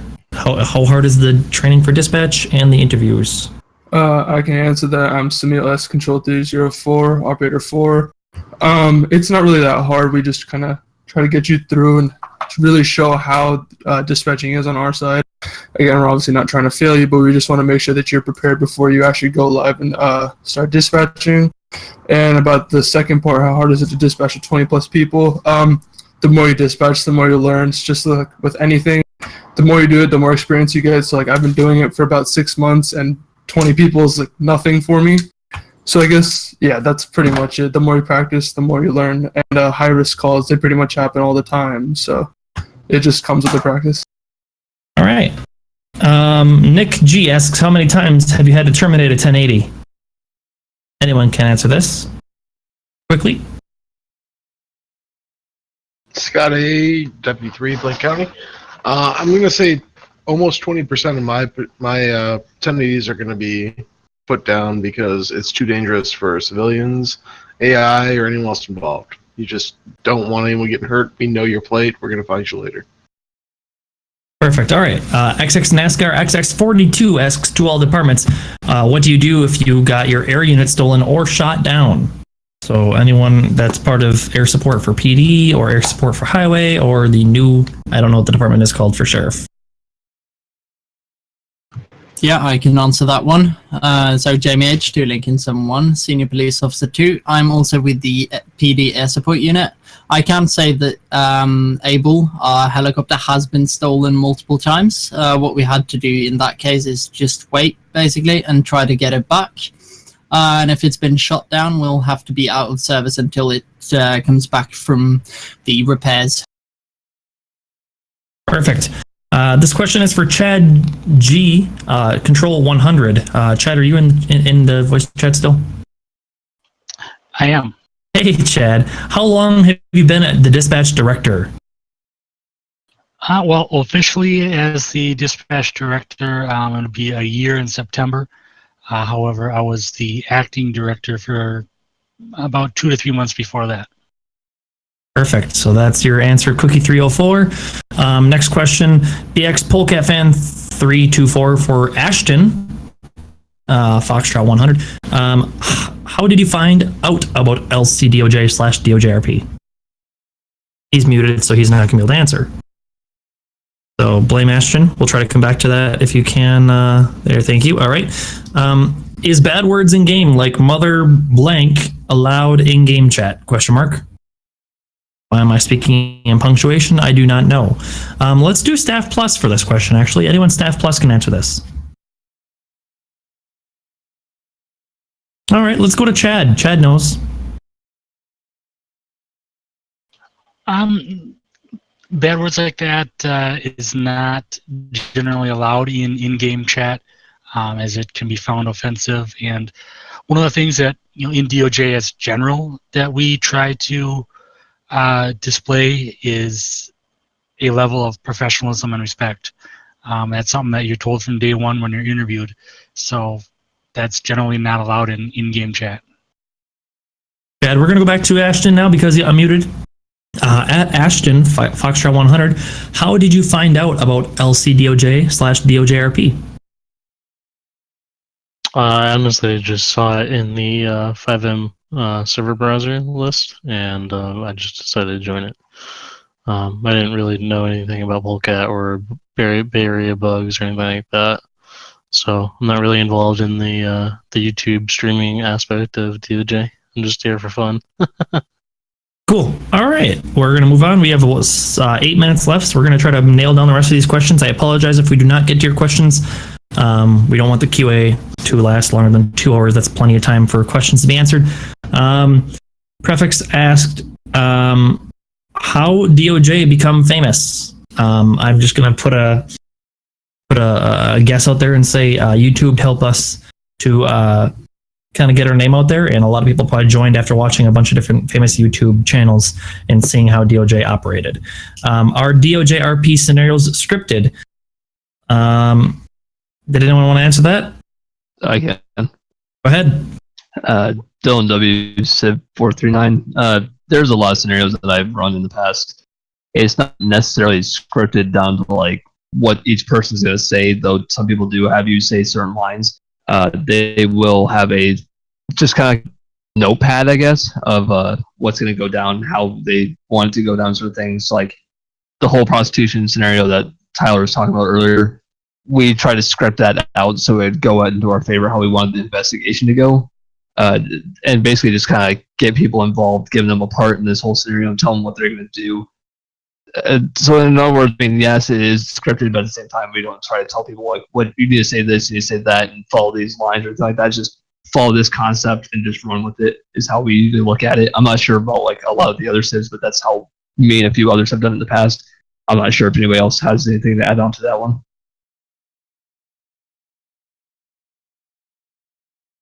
Perfect. All right, we're going to move on. Nomas has a question. Can you join both comm teams and be a civ at the same time? Also, what is the max weapon that you can hold, snipers, RPGs, and are you allowed to use C4 and some level explosives? Anyone can answer this, preferably a civilian. Perfect. Okay, I'll answer it.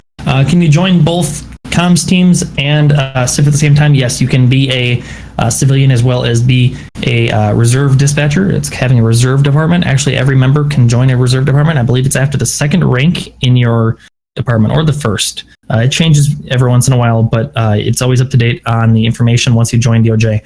So yes, you can be a civilian and a dispatcher, just not at the same time. Either when you're in game, you're a civilian, or when you're out of game, you can be a dispatcher. What is the max weapon you can hold? Snipers, RPGs. It really depends on your role play. You want to do that kind of like role play. You'll see in a bunch of videos that like Polecat puts out, or other YouTubers and Twitch streamers, that they say things like, "Oh, I'm just going to put this shotgun in my pocket because it fits there." So realistically, RP is very important to them. So they won't carry a heavy machine gun and a sniper rifle and 3 pistols with them because that's not realistic. Everyone's pretty much realistic when it comes to how many weapons they can hold with them and whatnot. Are you allowed to use C4 and some level of explosive? It really depends on your civ level, and there's actual information about that once you join DOJ as to which weapons you can use for what. What does it take to transfer from one department to another? From Bentley K, example from cop to cop or from civ to cop. So to transfer departments, you have to apply to have a transfer, and both of the administration staff of both departments have to approve the transfer itself. Coffee Light 5354 asks, for civilians, if you die during a robbery with another person, can you come back as backup for the person inside? Any civilian, anyone can actually join or answer this question as long as you know the answer. 5160, Robert B., Highway Patrol. It's to my understanding you cannot go back into the scenario that you have gotten killed, died from. If you went to the hospital and you got out of the hospital, you're no longer in that scenario. Perfect. Thank you very much. Nomas asks, how do you know when a department is open? I'm assuming they mean for applications. I can answer this just because, you know what, actually, I'm going to have someone else answer this that's on the applications team. If you're a part of the application team, feel free to answer. Yeah, I can take this one too, unless anybody else wants. Alright, so to know when the departments are open, we always or usually have applications open from the 1st of the month till the 7th. If any if any department has any special openings, they will announce that on the site along with the fan Discord and stuff like that. And also the same goes if any departments are closed during the application period, or the application period, that will be announced. Perfect. Yes. So just adding on to that, you will see once you go to the website to apply and you click on where it says open applications, it will actually show you which ones are allowing applications for that period of recruitment. Every department kind of updates that pretty much regularly, so you'll know if certain departments are recruiting. I'm pretty sure I can get an answer from Savannah because I think Civ is probably going to be one of the only departments that might be closed. Is it closed for this coming month, Savannah? So July coming up? From my understanding, I believe all departments will have their applications open. However, you can always check on the website July 1st to see exactly which departments are open. Perfect. To add To add on to that, the fire department is going to be open the entire month of July for recruitment. So that is from like July 1st to the end of July, and after July 7th, the fire department will be the only department recruiting throughout the entire month. And one more addition, I believe Highway Patrol will be closed for this recruitment cycle. All right, so that answers that question. The last question that we have here, which is just weird, but Sean C wants to know, how long have I been in DOJ? I believe I got accepted in DOJ on Christmas break of 2017, so it's been about 6 months so far, and I've loved everything. Everything here. Everyone I've met has been very nice, very welcoming. If you join DOJ, I'm telling you, you will feel like a family. You'll meet people that live close to you. You may not even ever meet them, but it's a small world. You'll realize, oh, hey, you live where I just went on vacation. It's a great place to be, great place to have games and meet a bunch of different people. And you don't always have to play GTA. You can play a bunch of other games as well with friends, and you just create a lot of good friendships here in DOJ. I think that is going to do it, and that's going to wrap up this session of the Q&A. I appreciate everyone coming. I appreciate all the DOJ members coming out to answer all the questions. And yeah, thanks everyone for coming. Have a great rest of your night.